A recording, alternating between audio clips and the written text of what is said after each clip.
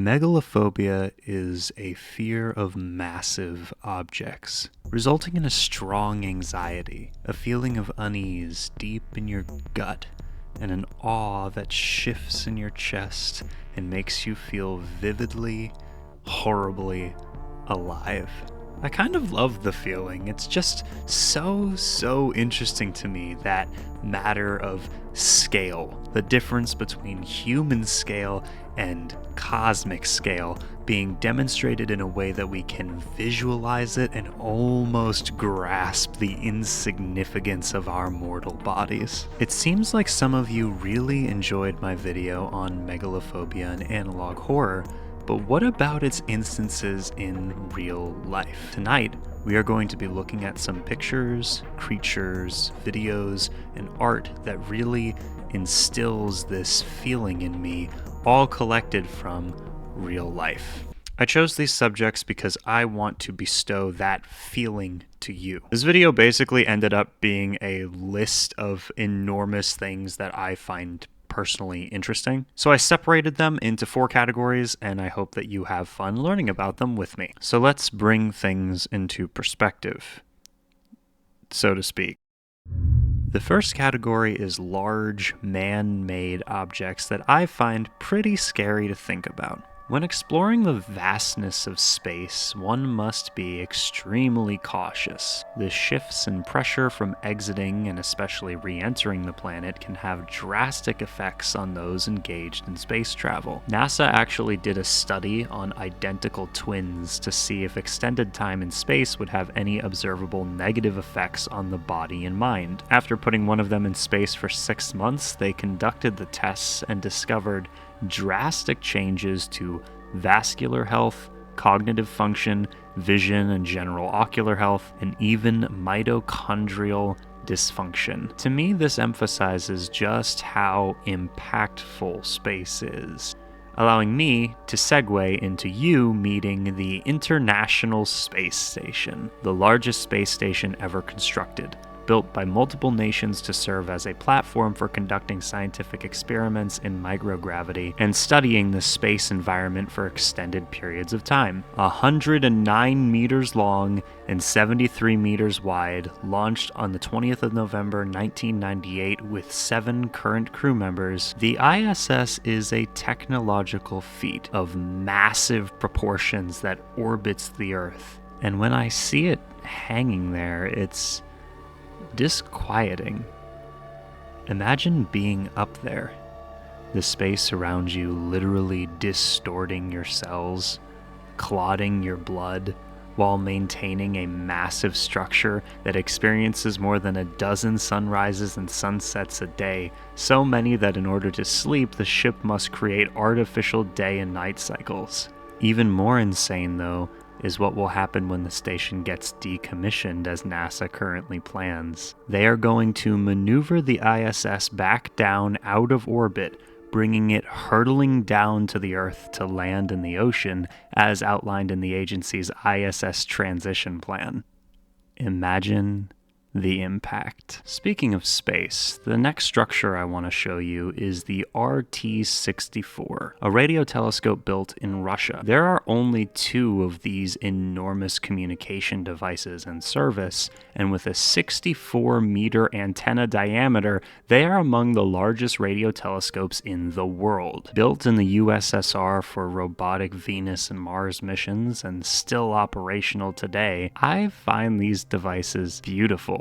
According to people who saw them up close, they were breathtakingly impressive and have started to fade to a red color as rust overtakes the panels covering them. It's crazy to think about a machine of this scale sending weak signal pulses up into space to control and communicate with robots on Mars or even Venus. Poor Mars rover. Merdeka 118 is a 118-story mega-tall skyscraper in Malaysia, which towers above the surrounding city at 660 78.9 meters tall, with a multifaceted diamond-shaped facade and unique spire design. Its form was inspired by the outstretched hand gesture made by Malaysia's first prime minister in 1957, and its imposing presence on the skyline reminds the other buildings around it just how small they really are. As the second largest tower on Earth, the Merdeka 118 Tower is not just a symbol of human achievement, it also represents human fascination with the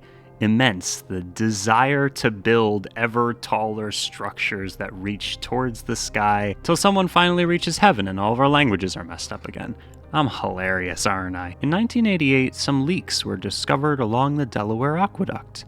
And by some leaks, I mean leakage amounting to 36 million gallons of water a day. The aqueduct was constructed between 1939 and 1945 and carries approximately half of New York City's water supply of 1.3 billion US gallons a day. At 4.1 meters wide and 137 kilometers long, the Delaware Aqueduct is the world's longest and creepiest tunnel. Look into the darkness and imagine swimming through there, only to feel a current pull at you, tugging you to the cracks in the foundation and making it impossible to breathe. Now, in 2025, the repairs on the leaks are still not complete. I find the idea of being trapped in a comically large aqueduct pretty fucked up. Did I need to learn that this thing moves 36 million gallons of water a day?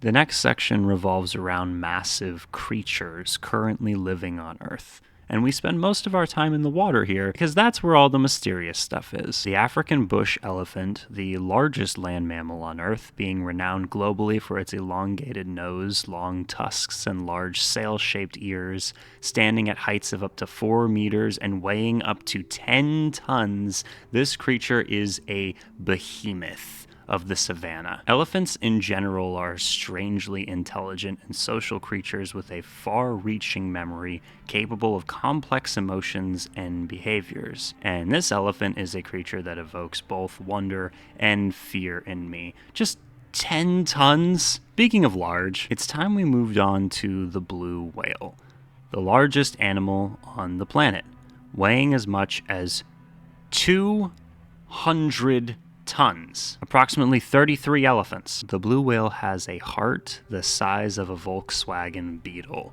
Its stomach can hold 1 ton of krill, and it needs to eat about 4 tons of krill every day to survive. They are the loudest animals on Earth, and are even louder than a jet engine. Their low-frequency whistles can be heard for hundreds of miles, and while they're probably used to attract other blue whales, I find it kinda scary. Listen.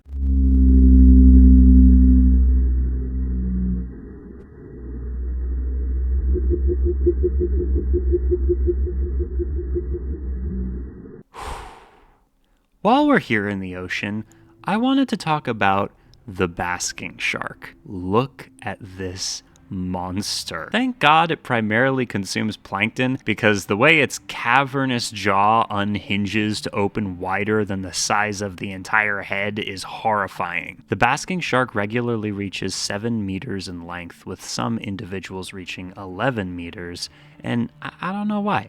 I just think they're neat. Also, of course, we can't forget about the whale shark, now can we? Whale sharks are the largest fish in the world, and they're also one of the most fascinating and mysterious creatures in the ocean. Gentle giants with complex migration patterns who swim thousands of miles each year in search of food, whale sharks are filter feeders, and they use their massive mouths to filter plankton and small fish from the water. Despite their gentle appearance, whale sharks are capable of growing to over 18 meters long and weighing over 20 tons. Their mouths are massive and can have up to 300 rows of teeth with around 3,000 teeth total. Before we move on, I want to acknowledge a pesky little percentage.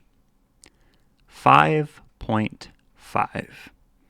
5.5%.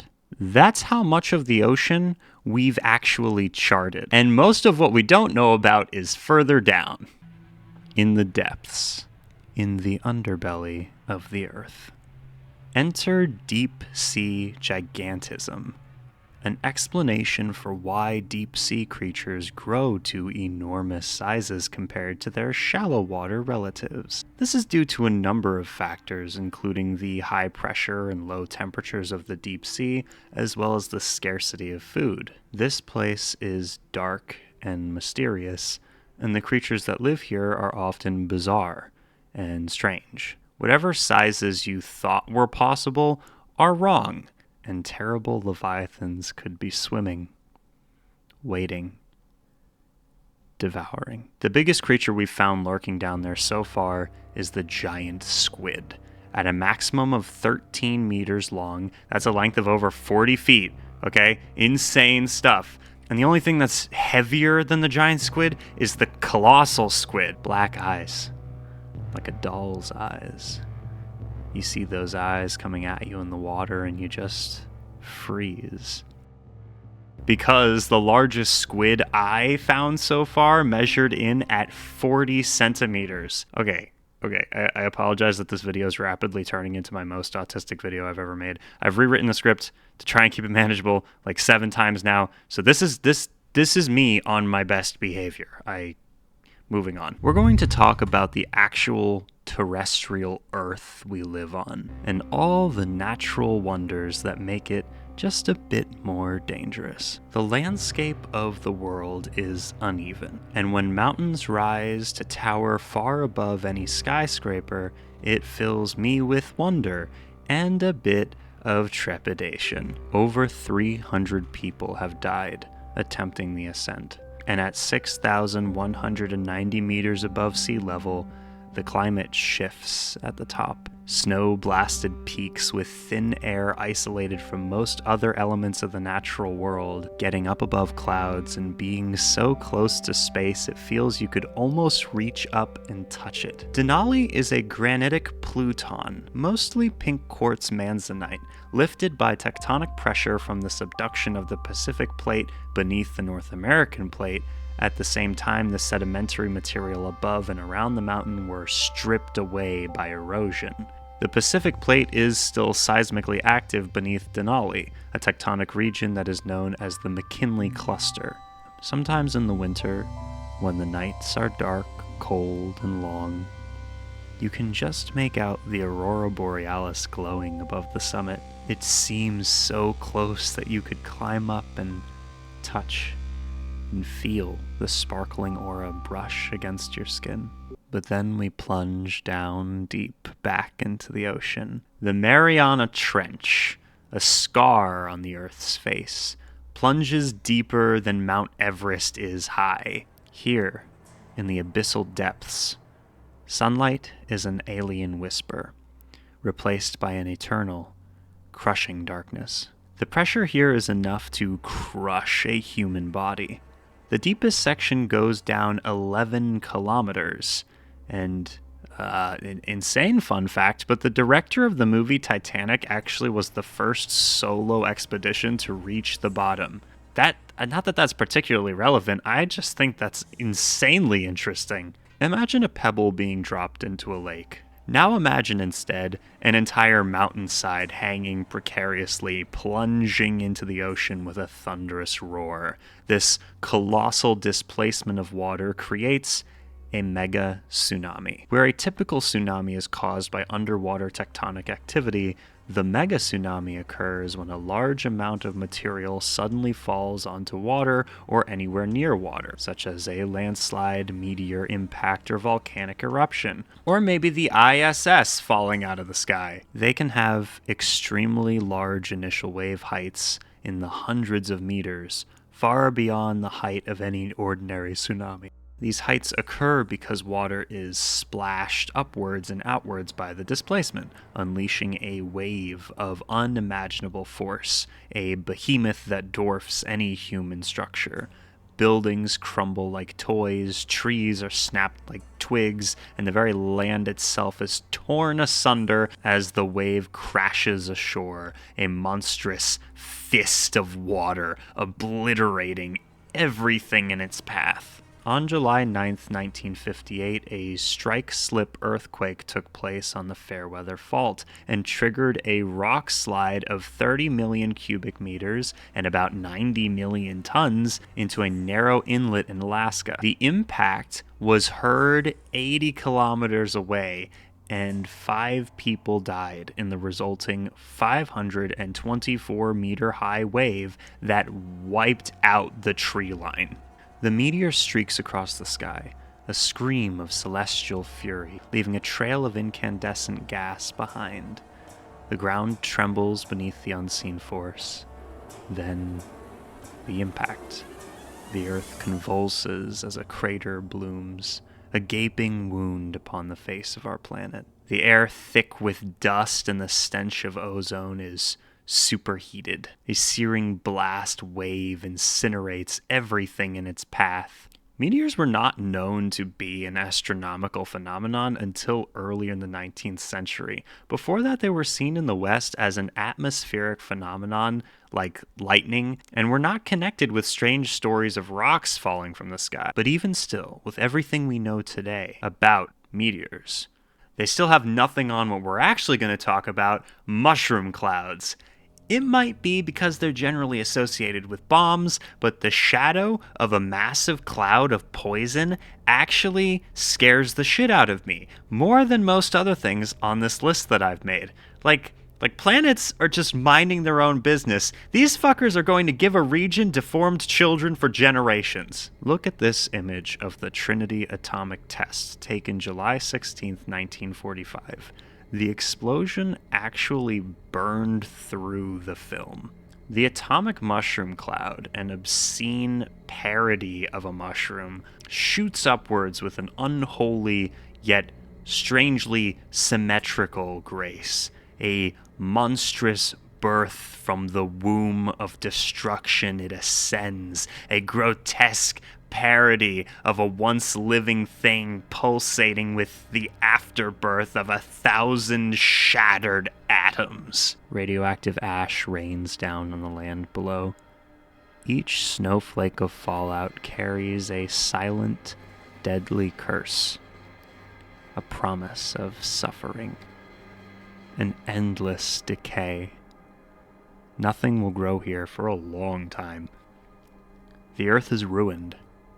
All because we decided to invent and invest in our own annihilation. Space might be my favorite way to give examples of cosmic scale. There is very little way for our brains to visualize the vastness of the space in space, but by examining specific points of interest in our galaxy and wider universe, we can find some really cool big things that make me really dizzy in the head. Let's start simple. This is a pulsar, named for the beautiful but deadly pulsing rays of electromagnetic radiation it emits in a lighthouse pattern, creating what looks like God spilling paint across the sky, a majestic tapestry shining like Bella's eyes when the sun hits them a certain way. They're actually really cool and super important, possibly the key to understanding relativity outside of theoretical application, and people are currently searching for specific kinds of pulsars to better understand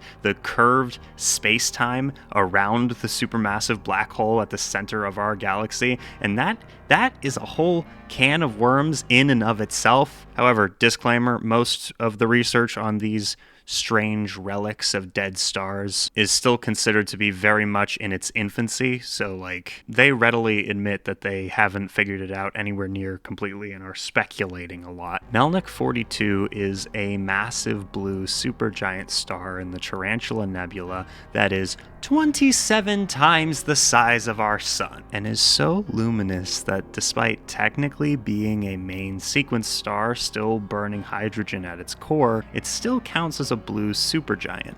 When I was younger, I was told that a planet was hurtling through space and was prophesied in the Bible to arrive by the name of Wormwood and poison the waters of the Earth. It would be a harbinger of doom and the end of times. And while, that's a little silly, when first discovered and still to this day, rogue planets as a concept are positioned by certain biblical literalists as what will be Revelation's end times space rock. These things are so cool, man. Basically, it's an interstellar object of planetary mass which is not gravitationally bound to a star. Rogue planets may originate from planetary systems in which they are formed and later ejected, or they can also form on their own outside a planetary system.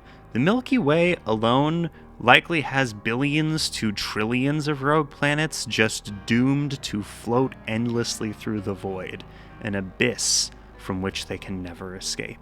Look at this thing. Phoenix A is a supermassive black hole in the center of the Phoenix cluster, a galaxy cluster that's about 5.8 billion light years from Earth. It's the largest black hole ever discovered. If this thing were to replace our sun, it would immediately engulf and destroy our entire solar system. This video was intended to be, creepy, but I kind of feel like the tone shifted as we went on. Keep in mind, I'm not an expert on any of these things. I just found them to be really cool and wanted to talk about them. A lot of the information in this video is readily available on Wikipedia or Britannica or, the NASA's website. If you enjoyed the video, thank you so much for being here. There was a lot of support on the last video, which was crazy, so thank you. Stay tuned for next week when I'll finally talk about mouthwashing. Really quickly, I'd like to thank all the enablers over on Patreon. Thank you so much. First off, we've got 2 new people. Holy moly, this has never happened before. This is so cool. We've got Amelia Slater and Boris. Thank you guys for the support over on Patreon recently. It's super helpful, so thank you. So Amelia, Boris, Pan, Thomas, Audrey, Justin, Lou, Ray, ZK, Tom, Dave, Elkie, Stardrop, Nude, George, Joseph, and Mr. Fox. Thank you guys so much. See you in the next transmission. And if man is 5, then the devil is 6, and the devil is 6, then God is 7, then God is 7, then God is 7.